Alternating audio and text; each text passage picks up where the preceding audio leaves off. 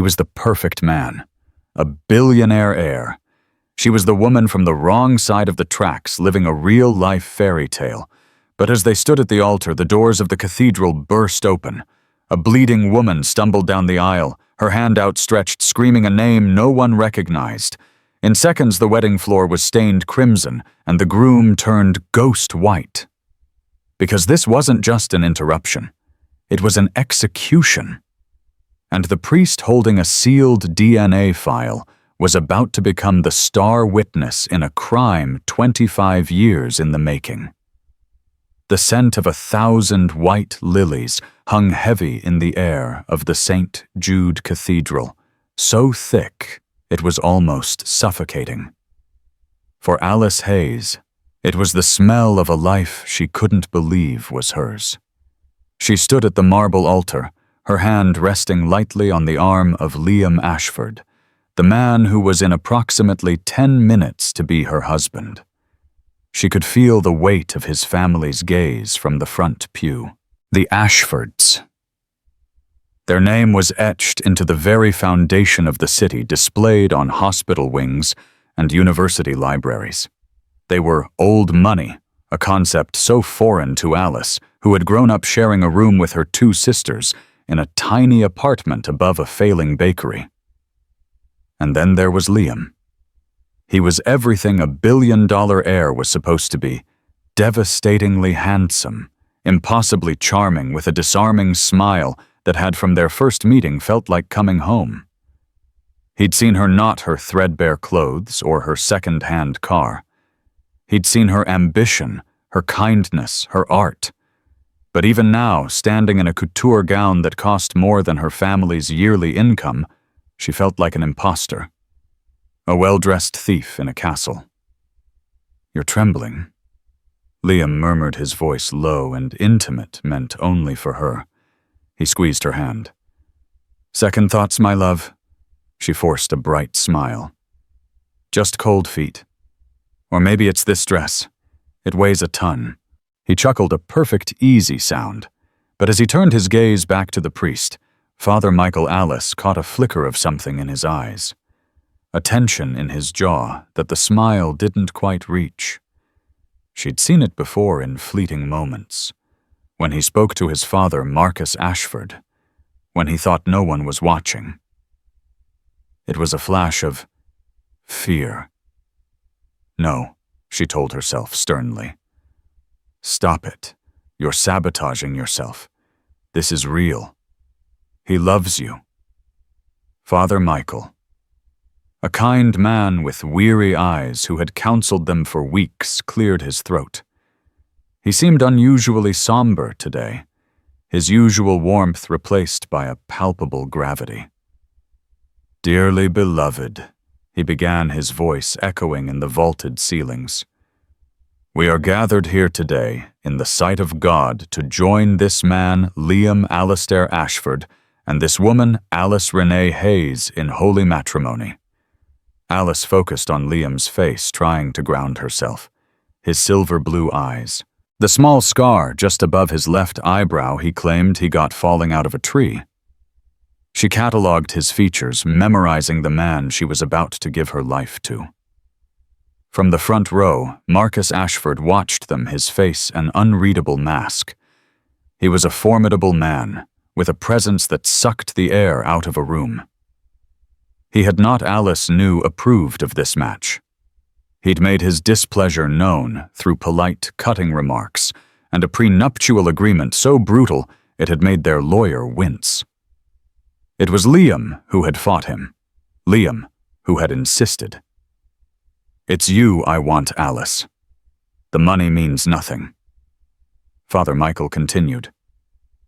"Marriage is a sacred covenant, one not to be entered into lightly, but reverently, discreetly, advisably, and soberly."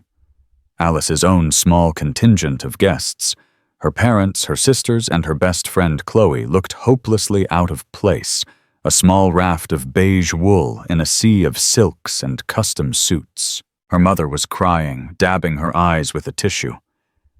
"If anyone here knows any just cause," Father Michael's voice boomed, Why this man and this woman should not be lawfully joined together, let them speak now, or else hereafter forever hold their peace. A standard line. A formality. The cathedral held its collective breath, a perfect, practiced silence. And then it shattered. Boom! Crash! The great oak doors at the back of the cathedral burst open, slamming against the stone walls. The organist, startled, hit a dissonant, screeching chord. Every head in the church spun around. A woman stood silhouetted in the doorway. She was soaked as if she'd run through a rainstorm, though the day was bright and clear. Her hair was matted, her clothes were torn. She looked, Alice thought, with a guilty pang, like one of the homeless women who sometimes slept on the church steps. "Where is she?" the woman shrieked, her voice raw. "Where is my daughter?" Two security guards in black suits. Mr. Evans and Mr. Davies. Marcus Ashford's personal detail moved immediately from their posts at the aisle. "Ma'am, you can't be in here. This is a private event." The woman staggered forward into the light, and Alice's heart stopped. The woman's face was bruised. There was a long, fresh cut weeping blood from her hairline. But it wasn't the injuries that held Alice captive. It was her eyes. Desperate, frantic, and an identical shade of hazel to the ones Alice saw in her own mirror every morning. The woman locked eyes with Alice at the altar. A terrible guttural sound tore from her throat. "Alice, no, that's not your name," she screamed, stumbling down the aisle, pushing past horrified guests. "Sophia, my Sophia, you can't marry him, you can't." The name echoed in the silence. Sophia. It struck Alice like a physical blow. A memory thin as cobweb flashed behind her eyes, a dark room, the smell of lavender and antiseptic, and a voice singing a lullaby. "Sogna mia Sophia sogna. Dream, my Sophia, dream." She swayed on her feet. Liam's hand tightened on hers, his grip suddenly like a steel trap. "Liam," she whispered, turning to him. But Liam wasn't looking at her. His eyes were fixed on the approaching woman, his face drained of all color.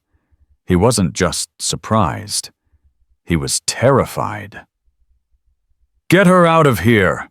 Marcus Ashford roared, rising from his seat. "Evans, Davies, do your job now!" The two guards, galvanized by their employer's fury, grabbed the woman by her arms. She fought them with a desperate, wiry strength. "No, please," she cried. Her gaze still locked on Alice. "You have to listen to me. They're monsters. He's one of them. Who?" Alice found her voice, stepping forward past the altar flowers. "Who are you?" Father Michael held up a hand. "Gentlemen, please, let us not use violence in the house of God." "She's trespassing, Father," Marcus said, his voice cold as ice. "She's clearly unwell. Have her removed."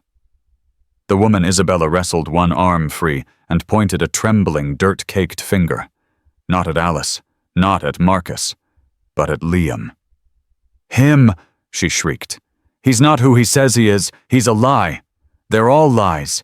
Ask him. Ask him about the fire. Ask him about the clinic."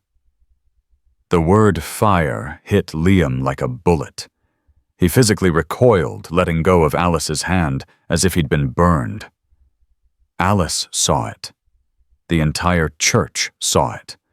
The confident, charming groom was gone, replaced by a pale, trembling stranger. "Liam, what is she talking about?" Alice's voice was sharp, cutting through the murmurs. "What fire?" Liam shook his head, his eyes wide, pupils dilated. I don't know. She's insane. Alice, baby, she's just some crazy person." But his voice was hollow. He wouldn't meet her eyes. "I have proof." Isabella screamed, clawing at the pocket of her ruined jacket. I tried to warn you, I sent it to the priest." All eyes, including Alice's, snapped to Father Michael. The priest's face was ashen. He clutched the heavy Bible in his hands, his knuckles white. "Father," Alice whispered, "what is she talking about?" Before he could answer Mr. Evans, the larger of the two guards decided to end the scene. He was a man loyal only to the Ashford paycheck. With a grunt of effort, he shoved the woman. Hard. It wasn't just a push to get her out. It was a violent, calculated shove. Isabella, already unbalanced, stumbled backward. Her heel caught on the edge of the plush white runner Alice had walked down only moments before. She fell sideways, her arms windmilling. Time slowed. Alice saw it happen as if through water. The woman's fall. The edge of the raised marble step of the altar. The sickening wet crack as her head connected with the stone. She didn't move. A collective gasp sucked the air from the cathedral. And then the blood. It didn't seep. It gushed. A dark, horrific crimson, pooling rapidly, staining the white runner, snaking its way toward the hem of Alice's wedding dress. "Mother?" The word slipped from Alice's lips. A breath, a prayer, a question. She didn't know why she'd said it. She ripped the veil from her head and scrambled forward, her $5,000 dress dragging through the spreading pool of blood. "No, oh God, no, somebody help her!" Alice dropped to her knees beside the unmoving woman, her hands hovering, terrified to touch her. "Somebody call 911. The cathedral erupted into chaos. People were standing, shouting. Alice's mother let out a terrified wail. Marcus Ashford was already on his phone, not to 911, but to his lawyer. "We have a situation, a trespasser, an accident." Liam, the groom, stood frozen. He was staring at the blood, his face a mask of abject horror. He looked like a man watching his own execution. He was paler than the lilies, paler than Alice's dress. He turned his terrified gaze from the bleeding woman to the one man who hadn't moved. Father Michael. "Stop." The priest's voice was no longer kind or weary. It was a thunderous command that silenced the panic. "Everyone, stop, now." He stepped down from the pulpit, his dark robes sweeping the floor. He didn't go to Isabella. He didn't go to Alice. He walked directly to the front pew, retrieved a thick, worn leather briefcase from under his seat, and placed it on the altar. He clicked it open. "Mr. Ashford." Father Michael said, his voice shaking with a righteous fury Alice had never heard. He was looking at Liam. "She is right. I have been investigating her claims for 3 weeks. I prayed it was the fantasy of a disturbed mind." He reached into the briefcase and pulled out a thick, sealed manila envelope. "But it is not," he said. He held it up for the church to see. Written on the front in black marker were 2 words: DNA file. The sight of the envelope held aloft by the priest hung in the air like a death sentence. The sirens in the distance grew louder, a soundtrack to the unraveling of a dynasty. Alice was frozen. Her knees were soaked in the woman's blood. This woman, Isabella, Sophia. The pieces were jagged, sharp, and they didn't fit. She looked from the bleeding woman to the pale groom to the furious priest. "Father, what is that?" Alice demanded, her voice trembling. "What is going on?" Liam finally moved. He took a step toward the priest, his hands held up, palms out. "Father, please, this is not the time or the place. There's a woman. She's hurt. We need to—" "The time is now, Liam," Father Michael snapped. "And the place is here, in the house of God where you were about to take sacred vows built on a foundation of unholy lies." "How dare you?" Marcus Ashford bellowed, striding toward the altar. "You will be defrocked for this. This is a slanderous circus, Evans Davies. Take that file from him." The 2 guards, their faces grim, moved toward the priest. "Touch me," Father Michael warned, his voice low and dangerous. And you will be adding assaulting a priest to the list of crimes committed here today. This file is not church property. It is evidence. I am holding it for the police who are now arriving." As if on cue, 2 uniformed officers burst through the main doors, their expressions hardening, as they took in the scene, the opulent wedding, the panicked guests, and the bride kneeling in a pool of blood next to an unconscious woman. "What in God's name happened here?" The senior officer. A man named Sergeant Miller asked, his hand on his sidearm. "She fell, officer," Marcus said smoothly, taking charge. "A tragic accident. This person, this trespasser ran in, caused a disturbance, and she tripped. My security was merely trying to escort her out." Mr. Evans nodded quickly. "That's right. She was hysterical. Tripped over her own feet." "He pushed her!" Alice shrieked, pointing a blood-covered finger at Evans. You pushed her! I saw you!" Sergeant Miller's eyes narrowed. "Paramedics are right behind me. Ma'am," he said to Alice, "step away from her." As paramedics rushed in with a gurney and trauma kit, Father Michael stepped forward, holding the envelope. "Officer," he said, "my name is Father Michael. I am the rector of this parish. You are not here because of an accident. You are here because of a crime. Several, in fact. This woman—" He pointed to Isabella, who was now being carefully strapped onto a backboard. "Is Isabella Rossi.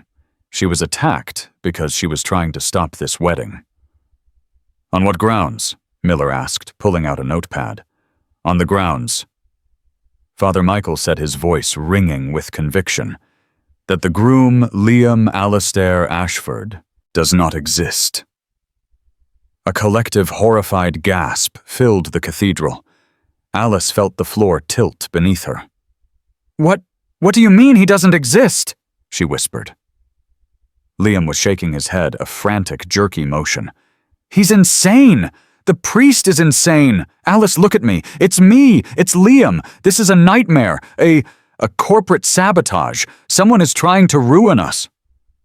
"Then you won't mind this," Father Michael said. He ripped the seal on the manila envelope. This was the moment from the title. The groom turned pale, but pale was an understatement. Liam Ashford looked like a man who had seen his own grave. His lips were blue. His body was rigid with a terror so profound it made Alice sick to her stomach. He wasn't acting. This wasn't a surprise. This was exposure. "This envelope," the priest announced, "was sent to me 3 weeks ago by Ms. Rossi.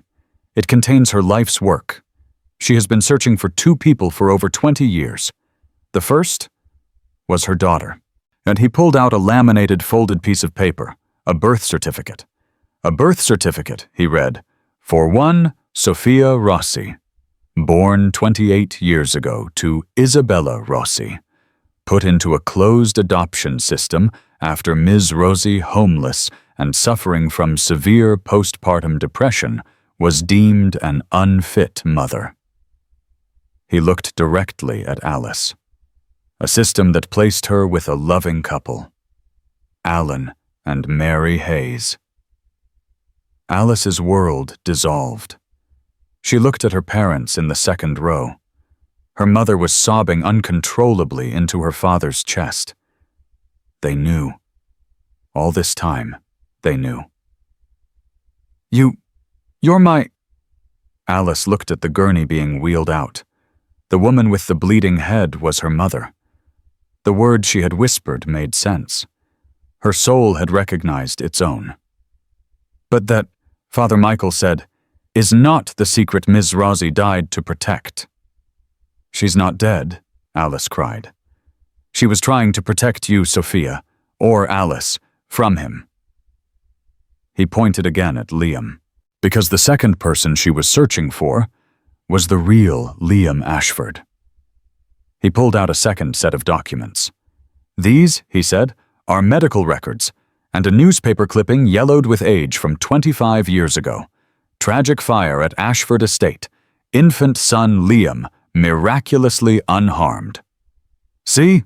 Marcus Ashford spat. My son is my son. This is preposterous. But he wasn't unharmed, was he, Mr. Ashford? Father Michael's voice was soft, but it cut through the room.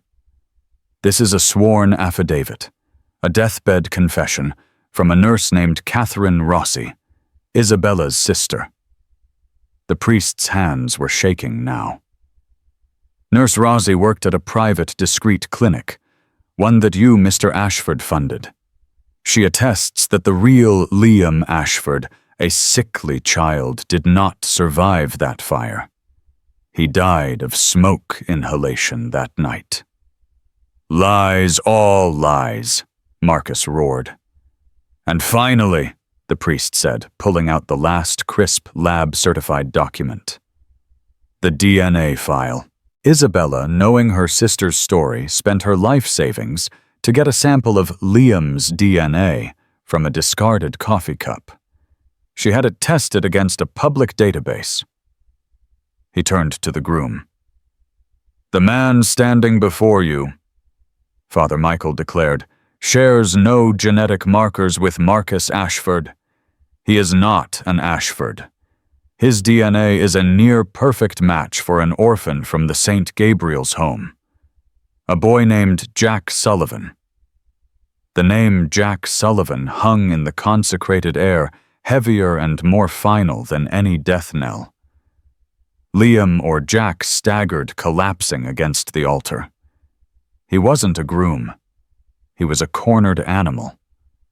All the charm, the easy confidence, the old money grace. It evaporated, revealing the terrified, hollow man beneath. Jack. Alice breathed his name. It felt alien on her tongue. He called you Jack.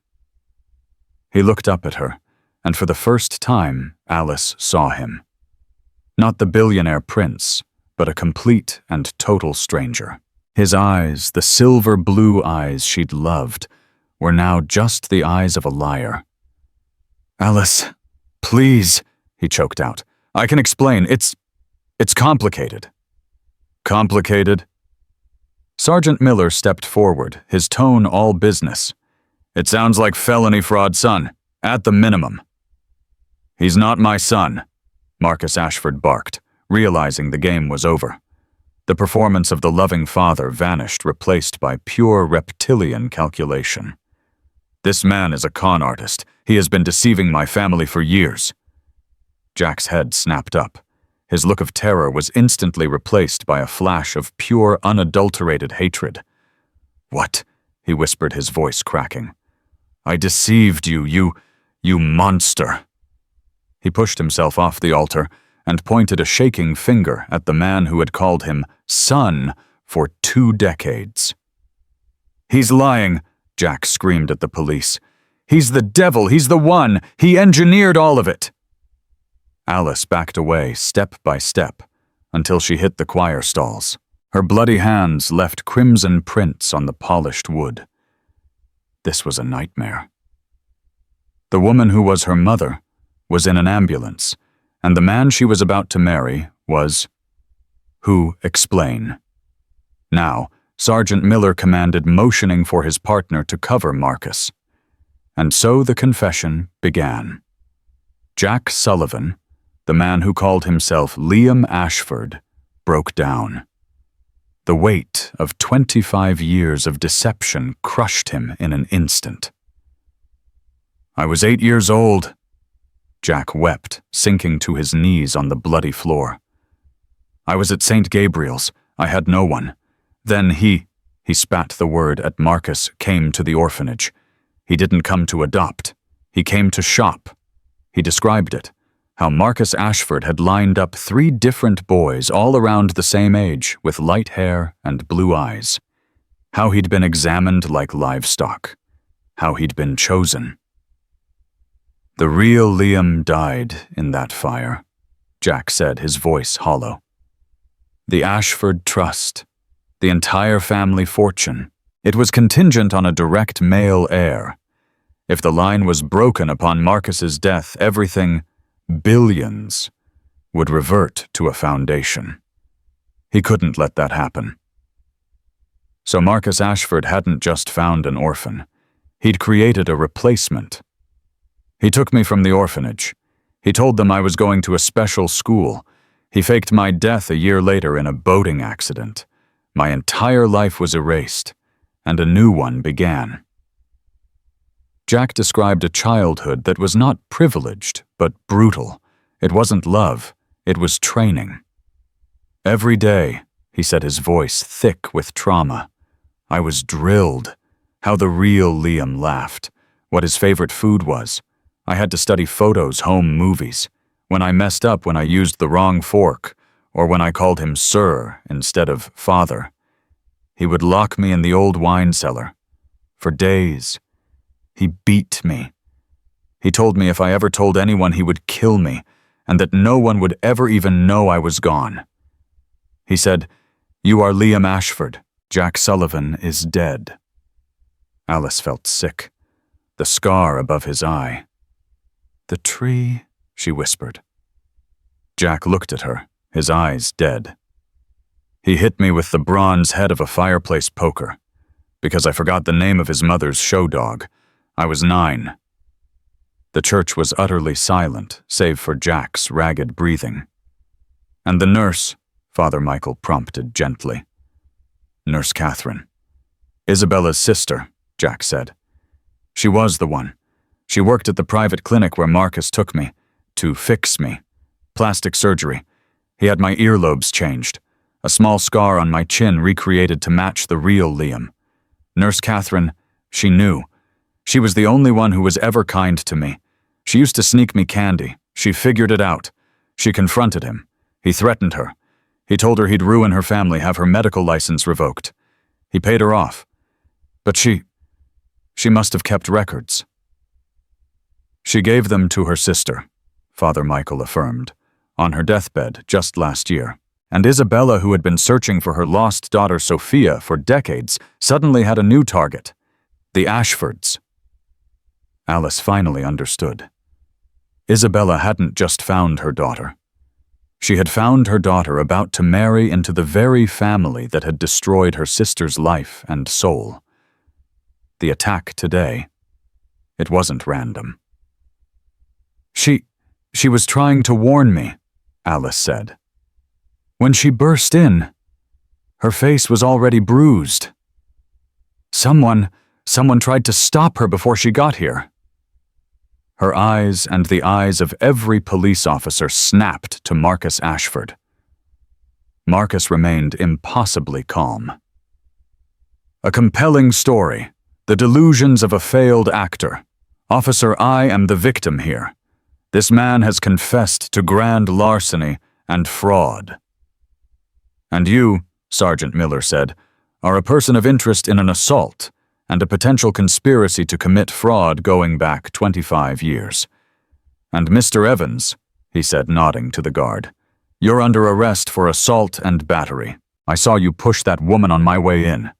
You're coming with us." As handcuffs clicked onto Mr. Evans, Jack Sullivan, the imposter groom, looked at Alice. His face was a ruin of despair. "Alice, I really did love you. You were the only real thing in my entire life. When I met you, you were so genuine. You weren't like them. I thought with you I could finally be me." "Who are you?" she asked, her voice flat, devoid of all the love she'd felt an hour ago. I don't know," he whispered. "No." Alice said, her voice hardening, the shock giving way to a cold, clear rage. "I know exactly who you are. You're a coward. You're a liar. You saw my mother bleeding out on the floor, and you stood there and said nothing to save yourself. You let her get hurt to protect this lie." She turned away from him. She faced the altar, the priest, the police. "He's right." Alice said, her voice clear and strong. "His father, or whatever he is a monster, but he is a willing participant. He could have told me. He could have walked away. But he was standing here about to marry me, to pull me into his web. He's just as guilty as Marcus." Jack flinched, as if she had slapped him. "Take them away," Alice said to the police. Take them all away." The arrest of Marcus Ashford, one of the city's most powerful men, and his son, Jack Sullivan, on the altar of St. Jude Cathedral, was not a quiet affair. The guests who had been held by the police as witnesses were now a buzzing hive of whispers and flashing cell phones. The Ashford dynasty, a pillar of society, was crumbling in real time. As Sergeant Miller read Marcus his rights, the patriarch's mask of arrogant calm finally fractured. His face turned a deep, blotchy purple. "You are making a catastrophic mistake," he seethed at the officer. "My lawyers will have your badge for this. This is the word of a deranged woman and a confessed con man. You have nothing on me." "We have the sworn affidavit of Nurse Catherine Rossi," Father Michael interjected, handing the entire file to Miller. "We have the DNA report. And we have a new witness." He nodded toward Alice, "who saw your employee Mr. Evans assault Isabella Rossi before she fell. An assault I'd wager you ordered." Marcus's eyes darted to his remaining guard, Mr. Davies, as if ordering him to intervene. But Davies, seeing his partner in cuffs and his boss's empire collapsing slowly, raised his hands. "I'm just security. I didn't see anything. I'm cooperating." "Traitor!" Marcus spat. The police led Marcus Ashford and Jack Sullivan down the main aisle, the same aisle Alice had walked dreaming of her future. The guests parted for them, a sea of horrified, fascinated faces. Jack the imposter walked with his head down, shoulders slumped, a broken man. Marcus, however, walked with his head high, his eyes burning with a promise of retribution. As he passed the pew where Alice's parents sat huddled, he paused. He looked at Mary and Alan Hayes. "You," he said, his voice dripping with venom. You knew she was that woman's child." Alice's head whipped around. "What?" Her father. Alan, a man who had never raised his voice in his life, stood up, his face pale. We were told the mother was unstable, that she'd abandoned her.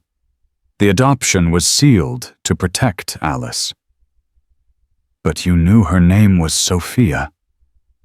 Alice whispered the betrayal, a fresh, cold wound. "All these years, you lied to me." "We did it to protect you, sweetheart," her mother cried, rushing to her. "We didn't want you to have that shadow hanging over you. We are your parents." "And what about when I met Liam?" Alice pressed the pieces, clicking together with sickening speed. "When I brought him home. An Ashford. Did you not once think to tell me?"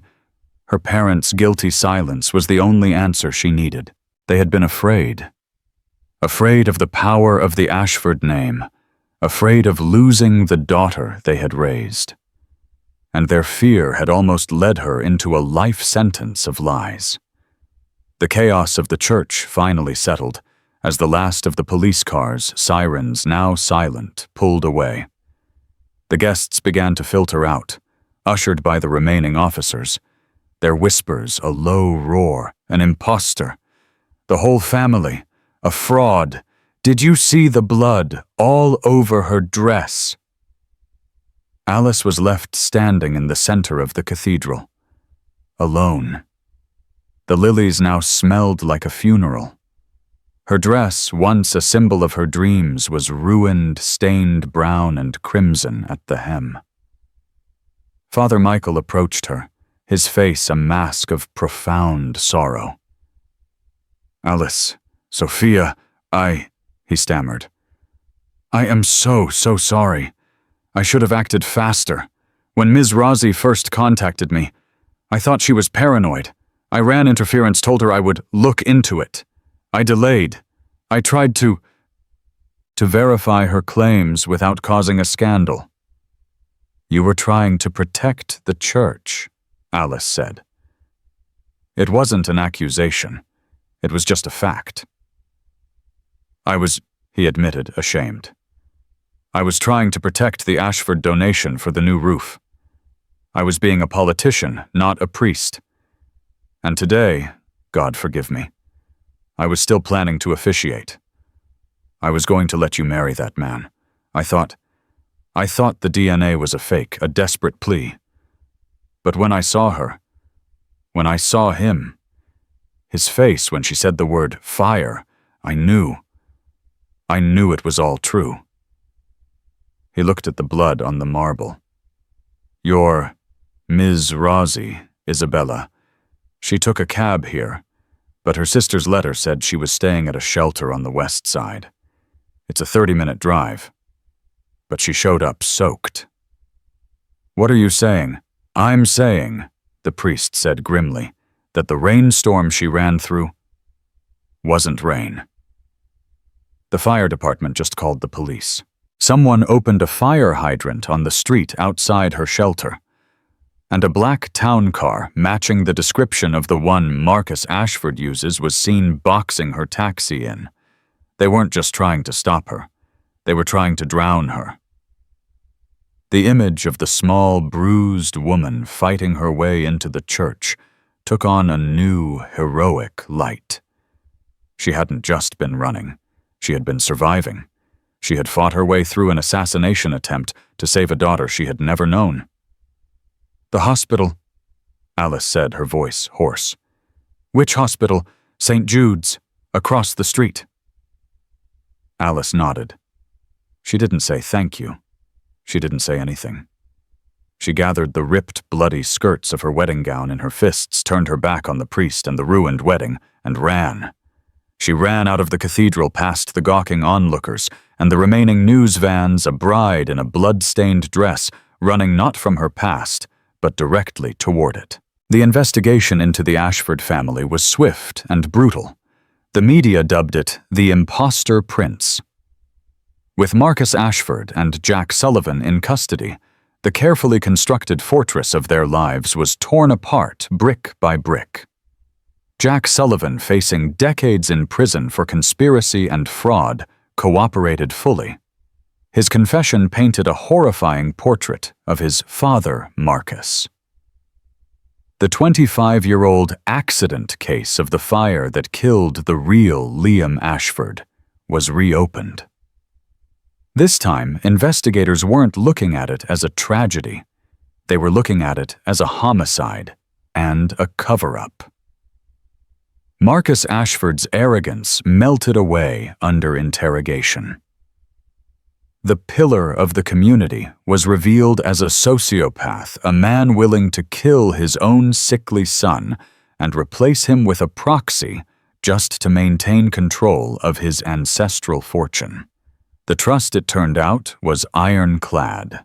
Upon Marcus's death, if there was no direct male heir, the entire $5 billion Ashford estate would be dissolved and handed over to the National Trust for Historic Preservation. Marcus, a man who prized money and lineage above all else, could not abide his legacy being wasted on old buildings. He had started the fire himself, a small, controlled blaze in the nursery. But the sickly Liam, weaker than he thought, had succumbed to the smoke. In a panic, Marcus had smothered his son with a pillow to ensure his silence, making it look like part of the fire's tragic toll.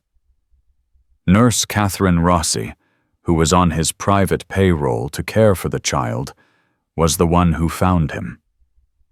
And Marcus had used her and her sister Isabella's precarious situation as leverage to force her silence and participation in the Jack Sullivan scheme.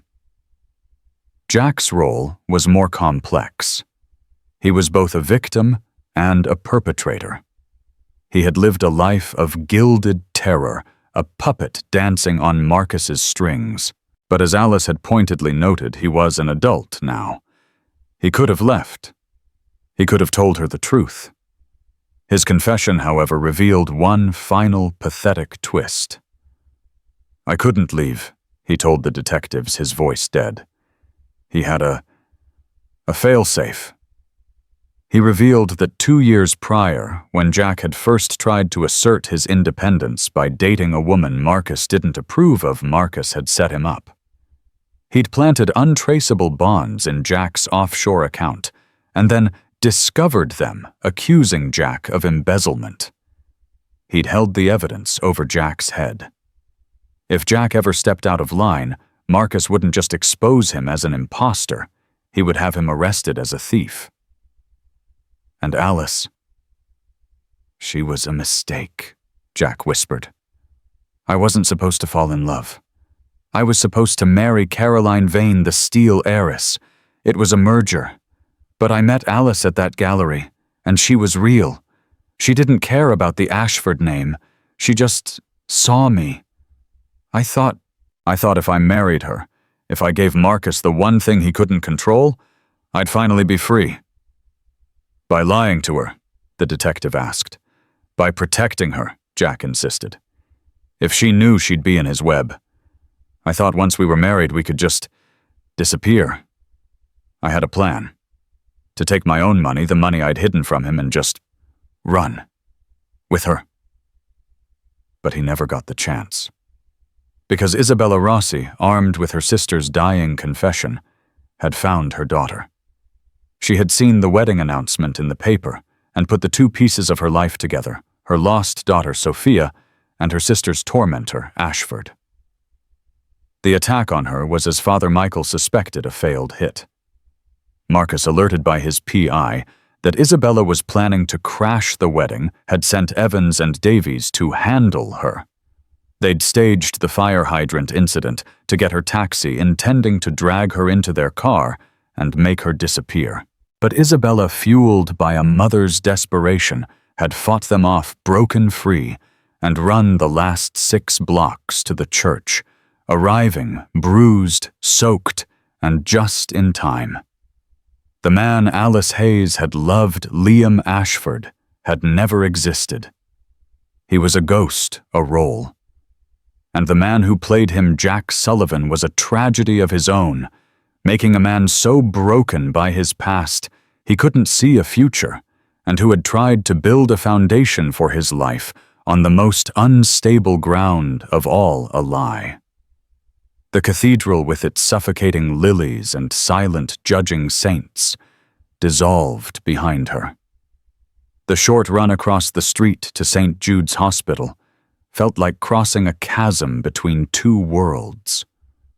One a glittering, opulent lie, the other a world of harsh fluorescent lights, the sharp, clean smell of antiseptic, and a reality so brutal it stole her breath. A nurse, a kind, sturdy woman named Brenda, had found her shivering in the emergency room waiting area, a ghastly specter in a $5,000 wedding gown soaked in another's blood. "Honey, you look like you're in shock," the nurse had said, her voice a calm anchor in Alice's storm. She had gently guided Alice into a staff bathroom, helping her out of the ruined dress, a dress that was now a piece of police evidence, and given her a set of pale blue scrubs. They were stiff, scratchy, and smelled of industrial bleach. Alice had never been more grateful for anything in her life. She sat in the plastic visitor's chair outside room 304B for what felt like a lifetime. The blood was off her skin, but she could still see it, a dark, incriminating stain under her fingernails. She had scrubbed them until they were raw, but the crimson shadow remained. She was no longer a bride. She was no longer an almost Ashford. She wasn't even, she realized with a sickening lurch, Alice Hayes. The name felt like a costume she'd been wearing for so long she'd mistaken it for her own skin. She was Sophia Rossi. A name that meant nothing to her, and yet it was the key to everything. The doors to the waiting area swished open, and Alice looked up into the ravaged, tear-streaked faces of the only parents she had ever known. "Alice!" her mother Mary cried, rushing forward, her arms outstretched. "Oh, my baby, are you all right?" Alice flinched, a physical recoil so sharp it was like a slap. She stood, but she did not move toward them. The word baby felt like another lie, a grain of sand in the mountain of deceit she was now buried under. "Don't," she whispered, her voice hoarse. "Don't call me that." "Sweetheart, please," her father. Alan pleaded, his face ashen. He looked 10 years older than he had at the altar. We wanted to tell you. So many times we wanted to." When Alice's voice was dangerously quiet, cold, with a grief that was rapidly hardening into rage. "When did you want to tell me? When I was 10, when I graduated? Or did you just decide it was a need-to-know secret, and I never needed to know?" "We were trying to protect you," Mary sobbed, clutching her husband's arm. "The agency. They told us your mother. They said she was unstable, that she'd abandoned you. It was a closed adoption. We were supposed to be your clean slate, your new beginning." "My clean slate." Alice repeated the words, tasting like ash. "So you gave me one. And then when I brought home a man named Ashford, a name Father Michael said was tied to your sister's, my aunt's, breakdown, you didn't think to mention it? You didn't see the name and think, maybe our daughter should know the truth before she marries into the one family on earth that destroyed her biological one?" Her parents' guilty, horrified silence was the only answer. They hadn't known the whole story. Not the imposter part, not the fire. But they had known enough. They had known the name Rossi and the name Ashford were enemies. And they had stayed silent, terrified that the beautiful life they had built for their daughter and the beautiful life their daughter was building for them would be shattered. "Were you just happy?" Alice asked the question, tearing out of her. "Happy I was marrying a billionaire was my real past, just an inconvenience to the dream. No, Alice, no, we love you." Alan insisted, tears streaming down his face. "It was never about the money. We were just scared. Scared of losing you. Scared of her." He gestured toward the door of room 304B. Alice's gaze followed his hand. That one small gesture solidified everything. Her. The unstable woman. The shadow. The woman who today had fought her way through a violent assault to save the daughter they had hidden from her. "She's not her," Alice said, her voice flat, devoid of all emotion. "She's my mother. And she's in that room with a head injury because she did the one thing you were too afraid to do. She told me the truth." She turned her back on them. I can't look at you right now. Go. Go to the cafeteria. Go home. I can't." She didn't wait to hear their heartbroken protests. She pushed open the door to room 304B and stepped inside, letting it click shut behind her, sealing her off from the life she had known. The room was dim, the only light coming from the city glow outside the window and the faint green pulse of the heart monitor. Beep, beep, beep, a steady, reassuring rhythm. In the bed, Isabella Rossi was still. Her head was wrapped in a turban of white bandages. A web of purple and black bruises was beginning to bloom along her jaw and cheekbone. An IV line snaked into the back of her hand, a hand that was calloused and scarred. This was not the hand of an Ashford. It was the hand of a woman who had fought. For everything. Alice sat in the plastic chair, her body thrumming with an exhausted, terrified energy. She was alone with a stranger who was her blood. She watched her breathe. She thought about Jack. The man she had loved. Had any of it been real? The gallery meeting, the late-night talks, the way he'd kissed her forehead, she had to believe his love for her was, that she was his one rebellion, his one attempt at a real life. But it was a poisoned love, grown in a garden of lies. And like a poisoned plant, it had to be ripped out roots, and all before it killed her. As dawn began to break, painting the industrial skyline in shades of gray and a surprisingly soft lavender, the woman in the bed stirred. Her eyes, the hazel eyes Alice saw in her own mirror, fluttered. They were hazy, unfocused. They roamed the room before landing on Alice. A flicker of panic. Sophia. The name whispered in a raw rasp, hit Alice like a lightning strike. It was the lullaby. It was the church. It was her. Alice surged forward, grabbing the woman's hand. It was warm. I'm here. Isabella's eyes focused, the panic sharpening. The wedding. The man. They're gone, Alice said, her voice thick. They're arrested. Marcus and Jack. The man I was going to marry. It's over. You did it. You saved me. The tension left Isabella's body in a long, shuddering sigh.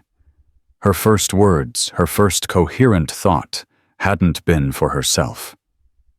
They had been for her. You're safe, Isabella whispered, and this time it was a statement, a prayer answered. I'm safe. Alice confirmed the tears that she had been holding back, finally breaking free. I'm Alice. Isabella smiled, a painful wince that tugged at her stitches. Alice, it's a beautiful name. They gave you a good name. They're good people, Alice said the words, surprising her. But she knew they were true. Flawed, terrified human, but good. I'm so confused. They raised you. They kept you safe when I couldn't, Isabella said, her voice clear of bitterness. That is good. She paused, her eyes tracing Alice's features as if memorizing them. I saw your engagement. In the paper. I cut it out. She gestured weakly to the pile of her ruined, muddy clothes, which a nurse had bagged and left on a chair. It's in my pocket. Your face. I knew it was you. You have my eyes. But your smile, that is your padre, your father. Alice's world, which she thought had no more capacity to tilt, spun again. My father, Angelo, he was a painter. Isabella said, her eyes looking past Alice into a memory. So much passion. He died before you were born. A fever fast and cruel. He never even knew I was pregnant. I was alone. I had nothing. The unstable woman. The abandonment. It wasn't a failure. It was a tragedy. A young grieving widow, penniless, who had her child taken away. You called me Sophia, Alice whispered, desperate to connect the pieces. In the church. And I remember a song. Lavender. Something about dreaming. Isabella's face battered as it was transformed. A light ignited behind her eyes that no beating could extinguish. Ah, yes, she breathed. Tears welled. She began to hum a broken, fragile tune. And then she whispered the words. Dream, my Sophia, dream. Alice's breath hitched. She knew it. The moon is your pillow, Isabella whispered. Dream, my little one. Alice finished the memory, flooding her not as a wisp, but as a visceral, profound certainty. It was the only real thing she had from the time before. She laid her head on the edge of the hospital bed, her scrubs bunching up, and she wept. She wept for the father she never knew, for the impostor she had loved, for the parents who had lied, and for the 28 years this woman had spent searching for her. I'm so sorry, my dear. Isabella whispered, her calloused hand finding Alice's hair, stroking it. I'm so sorry. They took you. I was so sick, so lost. I tried to find you. For 28 years I've been a ghost, just searching. I was never strong enough to keep you. Alice lifted her head, her face a mask of tears, but her eyes were suddenly fiercely clear. The feeling of being an imposter, the lifelong sense of not belonging, it was gone. Evaporated. Not strong enough, Alice said, her voice shaking with a new powerful emotion. A ghost. You fought 2 trained bodyguards. You ran 6 blocks after they tried to kill you. You threw yourself in front of a billionaire's wedding, in front of a monster to save a daughter you hadn't seen in 28 years. Strong isn't the word, Isabella. Alice took a deep, ragged breath. You're not a ghost. You're my mother. And you're the most terrifying, incredible person I have ever met. A messy, complicated sob broke from Isabella's chest. Alice leaned in, pressing her forehead to her mother's. She wasn't Alice Hayes, the imposter. She wasn't just Sophia Rossi, the lost daughter. She was both. She was the child of Alan and Mary Hayes, who had loved her with a quiet, protective, and flawed human heart. And she was the child of Isabella and Angelo Rossi, who had loved her with a fiery, primal, unconquerable power. The wedding was a disaster. Her past was a ruin. But as she sat in that sterile room holding her mother's hand, Alice Hayes, Sophia Rossi, finally felt completely and utterly real. In the end, it wasn't a fairy tale. It was a nightmare. But Alice the bride in the bloody dress walked out of that nightmare and into the truth. The Ashford Empire crumbled, built as it was on the bones of a dead child and the life of a stolen one. Marcus Ashford was sentenced to life in prison for the murder of his son. Jack Sullivan, the imposter groom, received 15 years for his role in the fraud, his love story becoming a cautionary tale. But what about Alice and her mother, Isabella? Their story is the one that truly matters. It wasn't about the money or the lies. It was about a bond that even a 28-year separation couldn't break. Theirs is a story of healing, of learning, and of building a new life from the ashes of a wedding day disaster. What would you have done if you were Alice? Could you ever forgive the man who lied to you, or the parents who kept your past a secret? Let me know your thoughts in the comments below. These real-life dramas are more twisted than any movie. If you want to hear more stories about secrets, lies, and the search for the truth, please hit that like button, share this video with someone who loves a good story, and be sure to subscribe and ring the bell so you never miss an update.